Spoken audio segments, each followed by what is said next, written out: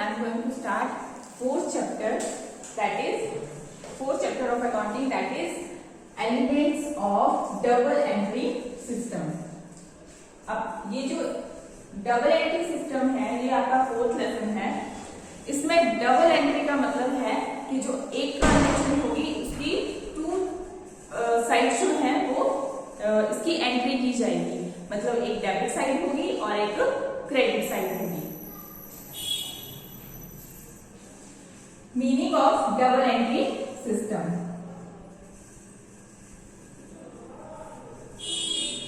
Meaning of double entry system. अब double entry system में जितनी भी ट्रांजेक्शन जो हो रही है बिजनेस में उसमें जो एंट्री की जाएगी वो एक ही की जाएगी बट डेबिट और क्रेडिट में होगी. मतलब जो भी ट्रांजेक्शन होगा उस ट्रांजेक्शन होगी उसका जो इफेक्ट होगा वो दोनों ही साइड होगा.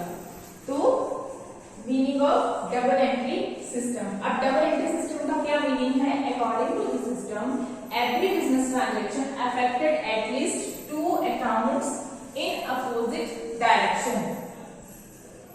डबल एंट्री सिस्टम में क्या होता है कि जो भी बिजनेस ट्रांजेक्शन हो रही है वो एटलीस्ट टू अकाउंट्स जो है उससे अफेक्ट होते हैं और अपोजिट डायरेक्शन में होते हैं.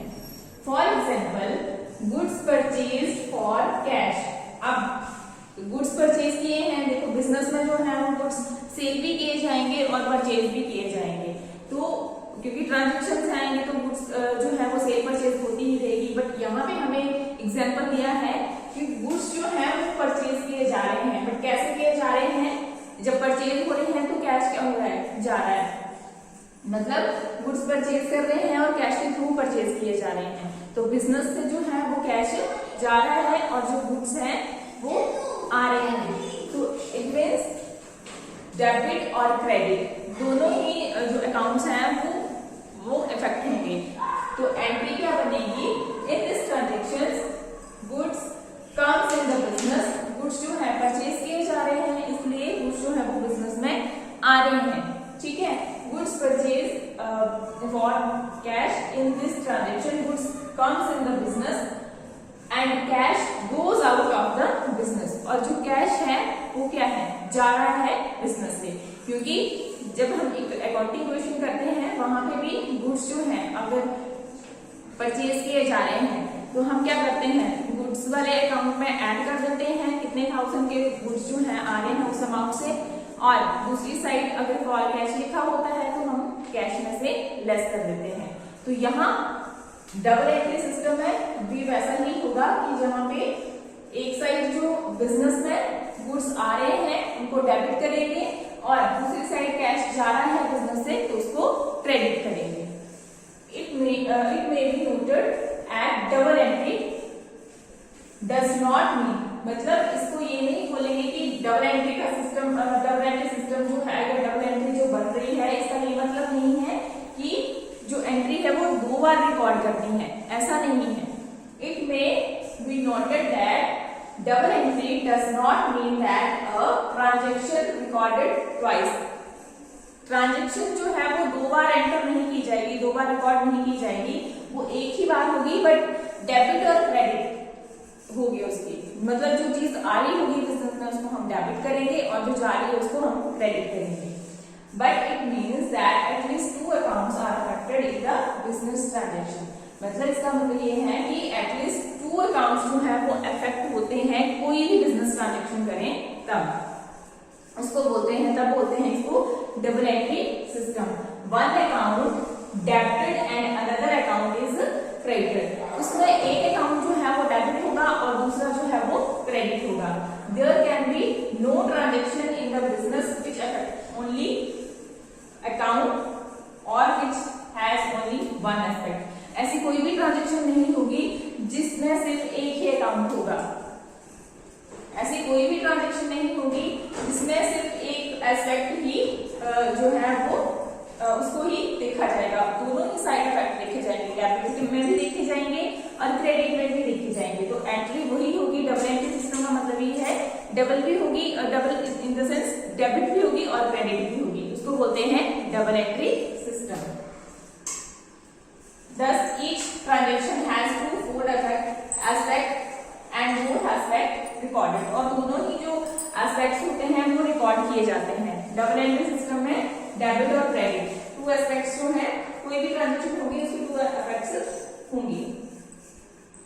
अब features of double entry system, तो फीचर्स क्या होते हैं, कैरेक्टरिस्टिक्स होते हैं। अब जब हमने मीनिंग पढ़ा है तो फिर से हमने फीचर्स जो है वो हमने लिखने हैं। अब फीचर्स कैसे कैसे बनेंगे, अब जो डबल एंट्री सिस्टम होता है वहां पे रूल्स को फॉलो किया जाता है, ठीक है, जो अकाउंटिंग रूल्स हैं उनको भी फॉलो किया जाता है। तो फर्स्ट जो इसकी फीचर होगी, features of double entry system, that is first is it follows set rule. जो डबल एंट्री सिस्टम है उसमें जो रूल्स हैं उनको फॉलो किया जाता है। Every transaction is divided into two aspect based on the rule generalise, ठीक है।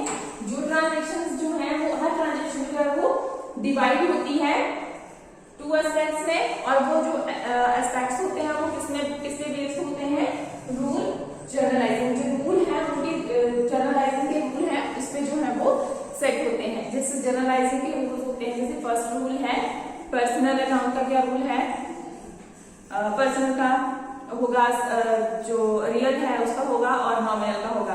पर्सनल का है debit receiver and credit the giver, real का है debit but comes in and credit but goes out, और नॉमिनल का है debit the all expenses and losses and credit the income and gain. तो जितनी भी ट्रांजेक्शन होंगी वो रूल पे, जनरलाइजिंग के जो रूल हैं उस पे बेस्ड होती हैं। तो जो डबल एंट्री सिस्टम है वो भी रूल्स को फॉलो किया जाता है वहां पे, और कौन से रूल्स को फॉलो किया जाता है, जनरलाइजिंग के जो रूल हैं उनको फॉलो किया जाता है। इट फॉलो सेट रूल्स, तो हर ट्रांजेक्शन जो भी होगी वो टू एस्पेक्ट्स में डिवाइड होगी और वहां पे जनरलाइजिंग के रूल जो है वो फॉलो किए जाएंगे। तो फर्स्ट फीचर आपकी होगी it follows set rules. Next है एंट्री इन टू अकाउंट्स। जो एंट्री है वो कैसे होगी, टू अकाउंट्स में होगी। जैसे मैंने आपको बताया कि डेबिट भी होगा और क्रेडिट भी होगा। कोई भी ट्रांजेक्शन होगी, बिजनेस ट्रांजेक्शन है उसका उसके टू एस्पेक्ट्स होंगे, डेबिट भी होगी और क्रेडिट भी होगी। तो entry in two accounts under double entry system, each transaction has two-fold aspect whether it is cash transaction or a credit transaction। कोई भी ट्रांजेक्शन होगी चाहे वो कैश मतलब कैश लेकर की जा रही है, ठीक है, कैश से रिलेटेड है, या फिर क्रेडिट मतलब, या क्रेडिट का मतलब है कि उधार जो ट्रांजेक्शन की जाती है, उधार जो लेन देन किए जाते हैं, अगर ऐसी ट्रांजेक्शन है वो दोनों ही तरह की, कैश ट्रांजेक्शन और क्रेडिट ट्रांजेक्शन दोनों ही तरह की जो है वो एंट्रीज जो है ट्रांजेक्शन जो है वो डबल एंट्री सिस्टम में रिकॉर्ड की जाएंगी। तो सेकंड फीचर होगी एंट्री इनटू अकाउंट्स, ठीक है। और एंट्री इनटू अकाउंट्स मतलब जो कैश ट्रांजेक्शन होगी और क्रेडिट ट्रांजेक्शन होगी उनको भी रिकॉर्ड किया जाएगा। थर्ड है पर्सनल एंड इम्पर्सनल। अब पर्सनल क्या होता है, पर्सनल मतलब किसी पर्सन से रिलेटेड जो एंट्रीज होंगी या ट्रांजेक्शन होंगी उनको भी रिकॉर्ड किया जाएगा।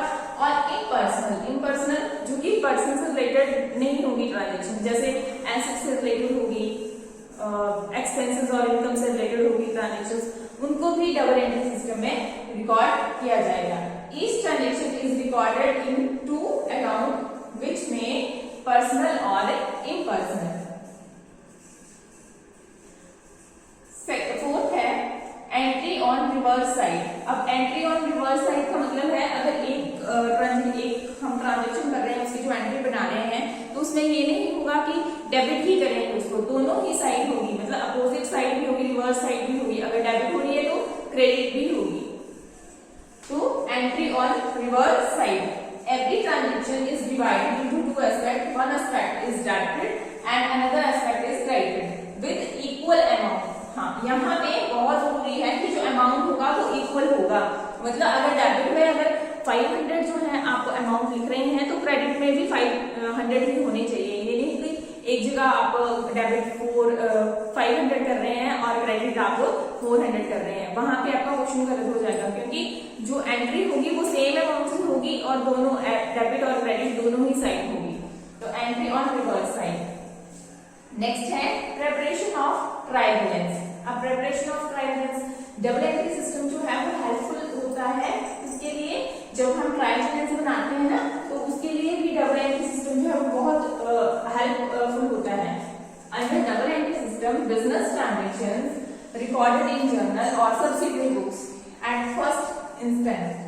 अब यहाँ पे सबसे पहले double entry system business transactions कहाँ रिकॉर्ड की जाती हैं? सबसे पहले तो जर्नल में की जाती हैं, फिर उसके बाद सब्सिडियरी बुक्स। अब सब्सिडियरी बुक्स क्या होती हैं? जैसे कैश बुक हो गया, परचेज बुक हो गया, सेल रिटर्न बुक हो गया, सेल बुक हो गया, परचेज रिटर्न बुक हो गया, ये सब्सिडियरी बुक्स हैं। तो एंट्रीज जो है वो कहाँ रिकॉर्ड की जाती है? सबसे पहले जर्नल में की जाती है, और जो ट्रेडर्स होते हैं, जो बड़े बड़े बिजनेस होते हैं, वो क्या करते हैं, उनके पास ट्रांजेक्शन्स बहुत ज्यादा हो जाती हैं, तो वो क्या करते हैं, अलग अलग बुक्स में एक जैसे ट्रांजेक्शन लिखते हैं। जैसे सेल बुक बना ली तो सेल्स की सारी ट्रांजेक्शन्स में लिखेंगे। तो जो एंट्रीज होंगी वो कहाँ लिखी जाती है? जर्नल और subsidiary books at first instance. Thereafter they are posted in the ledger। और उसके बाद फिर कहाँ पोस्ट किए जाते हैं? जर्नल बना लिए, जर्नल में एंट्रीज कर ली, उसके बाद कहाँ पोस्ट कर दिया जाता है? लेजर में।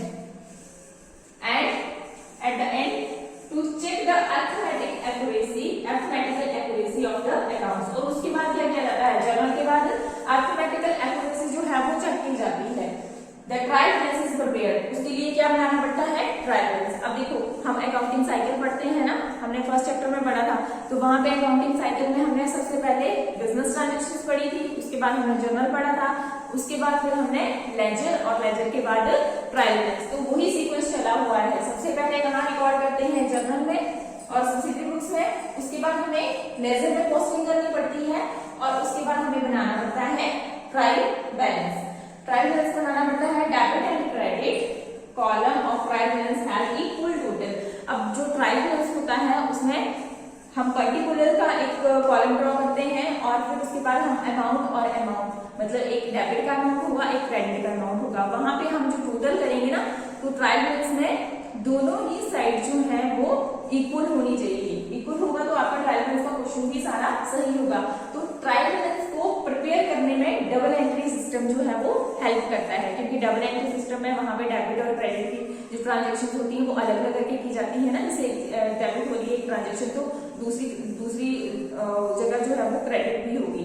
तो जो ट्रायल बैलेंस है उसमें डेबिट और क्रेडिट के बैलेंस जो है वो चेक किए जाते हैं, तो अर्थमेटिकल एक्यूरेसी जो है वो चेक हो जाती है थ्रू डबल एंट्री सिस्टम। और ट्रायल बैलेंस जब बनाते हैं तो उसके लिए डबल एंट्री सिस्टम जो है वो हेल्पफुल होता है।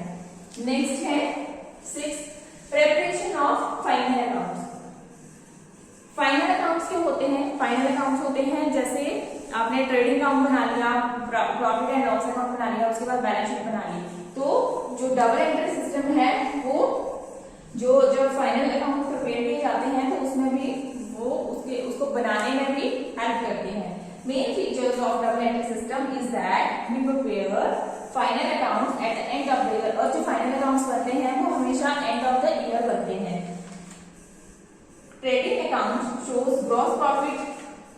ट्रेडिंग अकाउंट से हमें ग्रॉस प्रॉफिट मिलता है, ग्रॉस प्रॉफिट और ग्रॉस लॉस। अगर ग्रॉस प्रॉफिट नहीं होगा तो ग्रॉस लॉस होगा। उसके बाद and profit and loss account shows net profit. Profit and loss से हमें नेट प्रॉफिट मिलता है। And balance sheet reveals the financial position of the business. और जो बैलेंस शीट है वो financial position of the business जो है वो रिवील करती है। It presents the items of assets, liability and capital. और जो बैलेंस शीट है वो किसके आइटम को शो करता है, किसके आइटम को रिवील करता है? जैसे एसेट्स हो गए, कैपिटल होगी और लायबिलिटीज होगी। तो इनको क्या करते हैं? इनको बताता है कि एसेट्स जो है वो कितनी है, लायबिलिटी, एसेट्स जो है लायबिलिटी प्लस कैपिटल होनी चाहिए। तो यहाँ पे फाइनल बैलेंस शीट जो है वो हमें ये चेक करवाता है। Total of asset side always equal to liability side. अब जो टोटल होता है एसेट साइड का वो हमेशा इक्वल होता है, होना चाहिए लायबिलिटीज की साइड के इक्वल। तो फीचर्स कौन कौन से थे? First is it follows set rule. तो जो डबल एंट्री सिस्टम है उसमें रूल्स को फॉलो किया जाता है। अब कौन से रूल? जो जर्नलाइजेशन से रिलेटेड रूल होते हैं, जैसे पर्सनल अकाउंट से रिलेटेड रूल हो गया, जो रियल अकाउंट है उससे रिलेटेड रूल हो गया, और जो नॉमिनल अकाउंट है उससे रिलेटेड जो रूल्स हैं उनको फॉलो किया जाता है जब भी हम एंट्रीज करते हैं। तो next is entry in two accounts. जो एंट्री है वो 2 अकाउंट्स में होगी, मतलब एक साइड डेबिट होगा और एक साइड क्रेडिट होगा।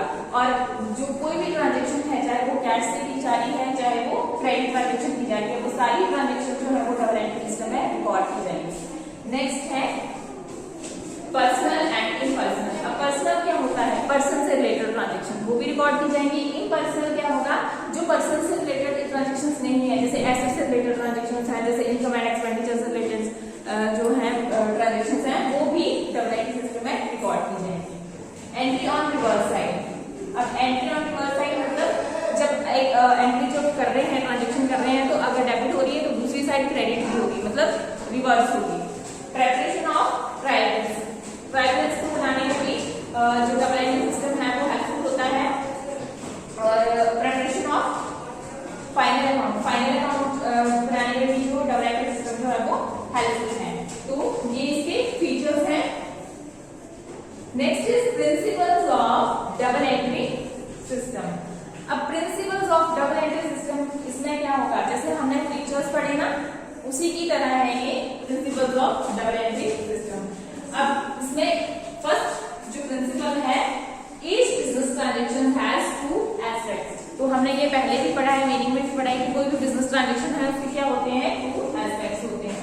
A receiver implies a giver and a giver implies receiver. Two aspects होंगे। Second है every debit entry must have a credit entry and every credit entry must have a debit entry. मतलब जो debit entry है उसके लिए credit entry भी होगी और जो क्रेडिट एंट्री है उसके लिए डेबिट एंट्री भी होगी। तो वो भी हमने रिवर्स कॉम्बिनेशन पढ़ लिया है कि फीचर्स में कि वो होता है। Third is only those transactions are recorded which can be presented in money. सिर्फ वही ट्रांजेक्शन्स जो हैं वो रिकॉर्ड की जाएंगी जिनको मनी में प्रेजेंट किया जाता है, जो जिनको फाइनेंशियल कैरेक्टर की होती है ना ट्रांजेक्शन्स, उन्हीं को रिकॉर्ड किया जाएगा। Fourth is in double entry system we assume that whatever the transaction or purchase sale may be, it is between business or other parties. Double entry system में चाहे जो भी ट्रांजेक्शन हो, परचेज की हो, सेल की हो, वो सारी भी रिकॉर्ड की जाती है और वो किसके रिलेटेड होनी चाहिए, बिजनेस और अदर पार्टीज के बीच होनी चाहिए। वो सारी जो है वो रिकॉर्ड की जाएंगी डबल एंट्री सिस्टम में। परचेज सेल जो भी है जिससे भी रिलेटेड होगी वो, बट वो बिजनेस और अदर पार्टीज के बीच की ट्रांजेक्शन होनी चाहिए, वो रिकॉर्ड की जाती है। Fifth is each business transaction is debited और credited on the basis of set principles और रूल्स। जैसे कि हमने फर्स्ट ही पढ़ा कि वहां पे रूल्स को फॉलो किया जाता है, और रूल्स जो है वो कौन से रूल्स को फॉलो किया जाता है, जनरलाइजिंग के रूल्स को फॉलो किया जाता है। तो जो भी ट्रांजेक्शन होंगी डेबिट और क्रेडिट होंगी किसके बेस पे होंगी, प्रिंसिपल्स और रूल्स के बेस पे उनको डेबिट और क्रेडिट किया जाएगा। अब फिफ्थ का ये बताया हुआ है कि क्या चीज आपने डेबिट करनी है और क्या चीज क्रेडिट करनी है। फिफ्थ का ये है, फर्स्ट है by making entries in the personal account. अब पर्सनल अकाउंट में जब एंट्रीज करेंगे तो पर्सनल अकाउंट का क्या रूल है, अब आपको रूल्स जो है वो बहुत जरूरी है क्योंकि इन्हीं के बेस पे जो है वो एंट्रीज आपकी बनती हैं। तो आपको पर्सनल अकाउंट, रियल अकाउंट और नॉमिनल अकाउंट, इनके रूल्स जो है वो पता होना बहुत जरूरी है। तो फर्स्ट जो है पर्सनल अकाउंट। अब पर्सनल अकाउंट का मतलब होता है कि जो पर्सन से रिलेटेड अकाउंट है उसके लिए क्या रूल्स होते हैं। तो पर्सनल अकाउंट का जो रूल है वो है debit the receiver and credit the giver. अब जब हमें एक ट्रांजैक्शन दी जाती है और वो पर्सन से रिलेटेड है तो क्या करेंगे, रिसीवर जो होगा डेबिट द रिसीवर, जो रिसीवर होगा उसको डेबिट करेंगे, क्रेडिट द गिवर, और जो गिवर है उसको हम क्रेडिट करेंगे। किस केस में करेंगे, उस केस में करेंगे जहां पे पर्सनल अकाउंट से रिलेटेड हम एंट्रीज कर रहे हैं, तब क्या करेंगे, डेबिट द रिसीवर को हम डेबिट और गिवर को क्रेडिट।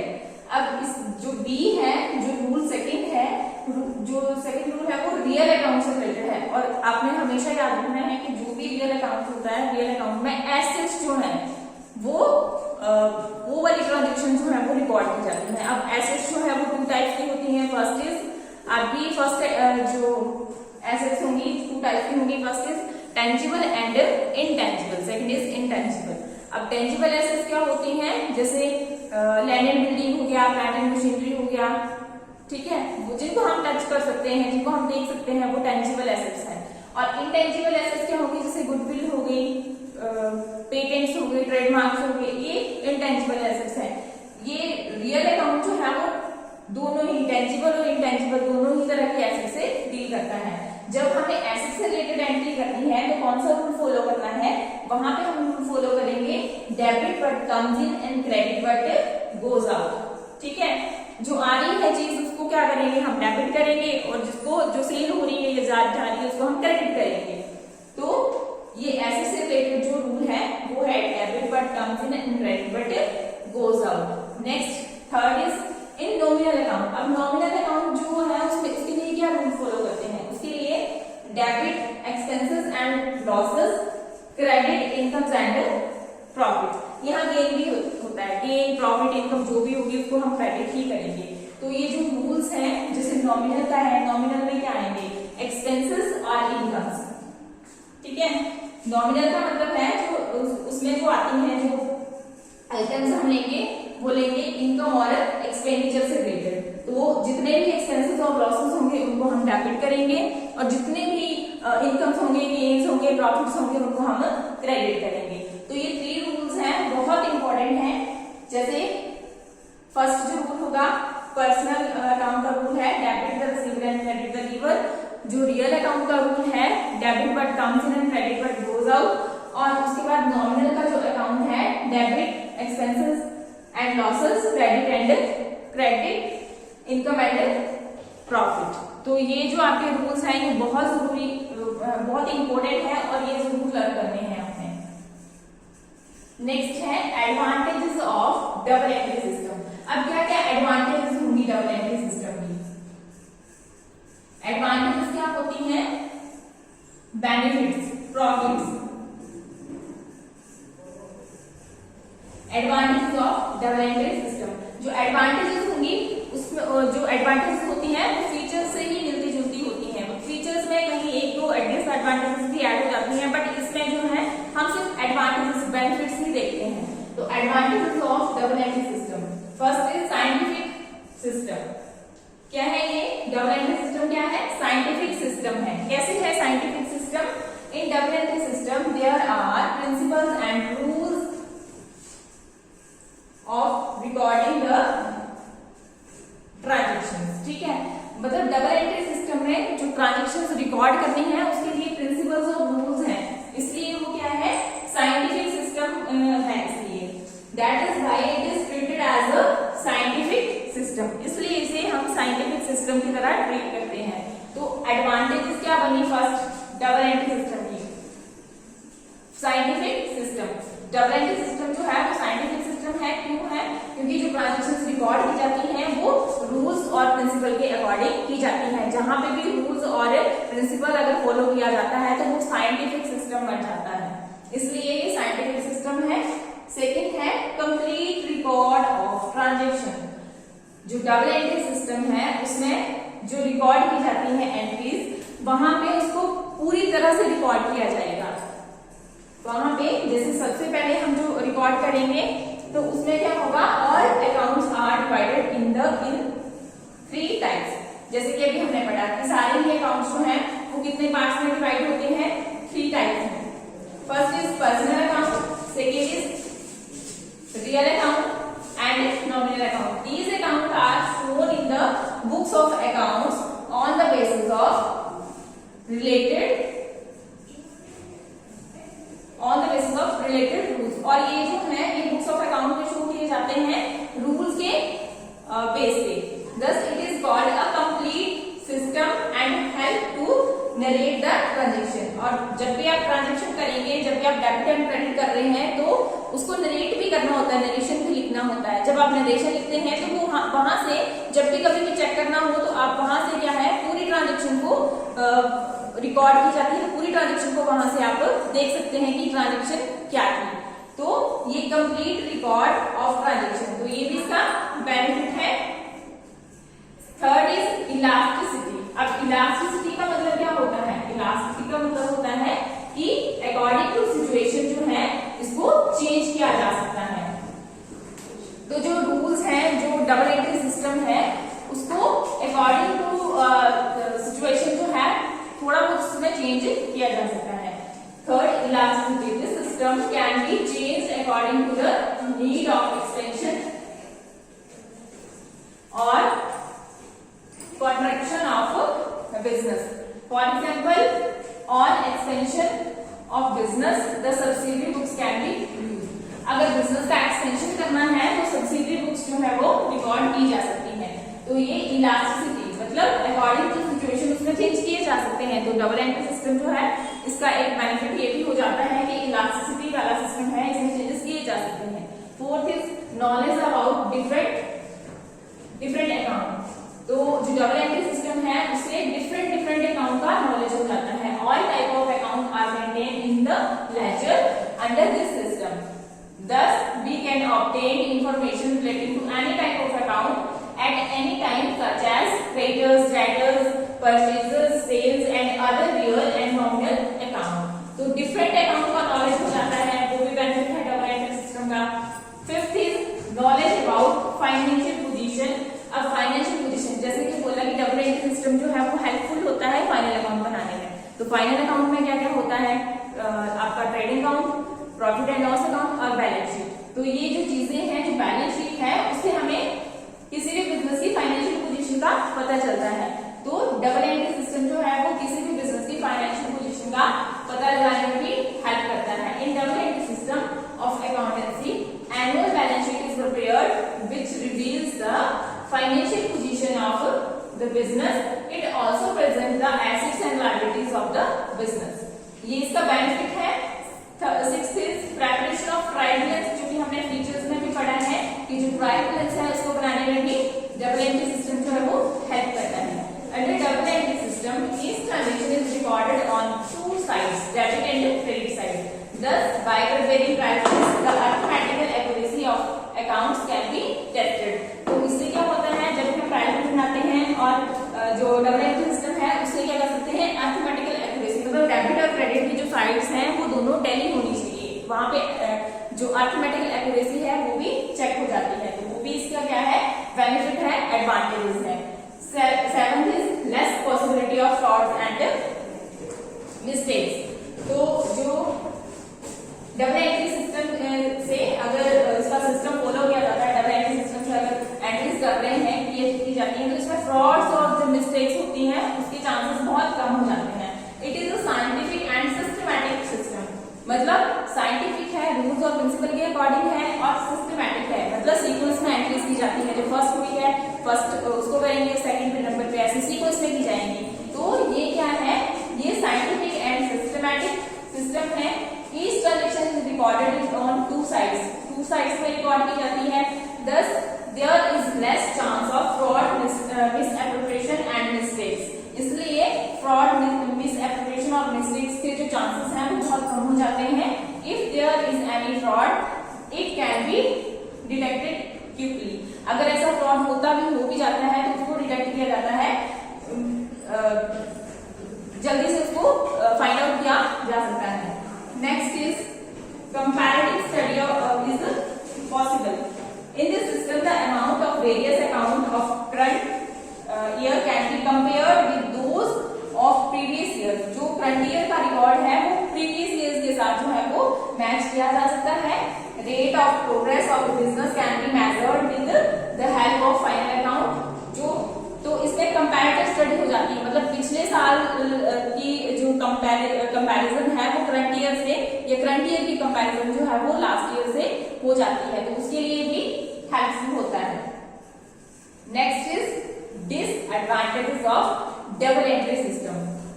अब डबल एंट्री सिस्टम के डिसएडवांटेजेस क्या होंगे? सबसे पहला जो डिसएडवांटेज है वो है कॉस्टलियर सिस्टम। कॉस्टलियर मतलब महंगा सिस्टम है ये, हर कोई बिजनेसमैन जो है वो इसको फॉलो नहीं कर सकता, इसको नहीं फॉलो कर सकता है जिसके पास बहुत बड़ा बिजनेस या बहुत ज्यादा पैसा नहीं है। तो ये कॉस्टली सिस्टम है। In double entry system we use a number of accounting books such as journal, lecture, cash book and subsidiary journal. Therefore, the book keeping under this system become costlier, especially for small traders. अब जो small traders होंगे वो इस system को follow नहीं कर सकते, क्योंकि इसमें बहुत सारे जो बुक्स हैं, बुक्स ऑफ अकाउंट्स जो है वो प्रिपेयर करने पड़ते हैं, जैसे कि जर्नल हो गया, लेजर हो गया, कैश बुक होगी, सब्सिडी जर्नल हो गया। तो इसको ये कॉस्टलियर सिस्टम है, इसकी ये डिसएडवांटेजेस है, और जो स्मॉल ट्रेडर्स होते हैं, जो छोटे व्यापारी होते हैं, वो इसको फॉलो नहीं कर सकते। Second is need practical knowledge. अब जो डबल एंट्री सिस्टम जो है उसके लिए जो है वो प्रैक्टिकल नॉलेज होना बहुत जरूरी है। Different type of accounts have different rules for their debit and credit. अब हमने पढ़ा ना कि तीन तरह के जो अकाउंट्स होते हैं और उनके रूल्स जो हैं उनके अकॉर्डिंग अलग अलग होते हैं। तो उसके लिए different type of account have different rules for their debit and credit. उनको जो डेबिट और क्रेडिट करना होता है उनके रूल्स जो हैं वो अलग अलग हैं। Therefore, proper education, practical knowledge and training is required in order to maintain accounts. इसके लिए जो है प्रॉपर एजुकेशन, प्रैक्टिकल नॉलेज और ट्रेनिंग की जरूरत होती है। इसके लिए डबल एंट्री सिस्टम के लिए। तो सेकंड जो डिसएडवांटेज बनती है वो है नीड प्रैक्टिकल नॉलेज। कोई भी बिना प्रैक्टिकल नॉलेज के, जिसको नहीं नॉलेज है, वो डबल एंट्री सिस्टम जो है वो उसको फॉलो नहीं कर सकता। तो उसके लिए प्रैक्टिकल नॉलेज होना बहुत जरूरी है। Third is accounting errors. Under double entry system, we can check only the arithmetic accuracy of account by preparing the trial balance. जब हम डबल एंट्री सिस्टम जो है उसमें हम सिर्फ अर्थमेटिकल एक्यूरेसी चेक कर सकते हैं। किसके थ्रू? ट्रायल बैलेंस के through. Many accounting errors like errors of commission, errors of omission, errors of principles and compensating error may remain despite the agreement of trial balance. मतलब बहुत सारी ऐसी errors हैं जो जिनको हम फाइंड आउट नहीं कर सकते, जिनका डबल एंट्री सिस्टम को फॉलो करके पता नहीं चलता है। जैसे कि जो एरर्स हैं, एरर्स ऑफ कमीशन हो गया, एरर्स ऑफ ओमिशन हो गया, ऐसे जो एरर्स हैं उनको फाइंड आउट करना जो है वो बहुत मुश्किल होता है। तो ये डबल एंट्री सिस्टम की थर्ड डिसएडवांटेजेस है। तो थ्री डिसएडवांटेजेस हैं, कॉस्टली सिस्टम है, प्रैक्टिकल नॉलेज की जरूरत होती है, और थर्ड इज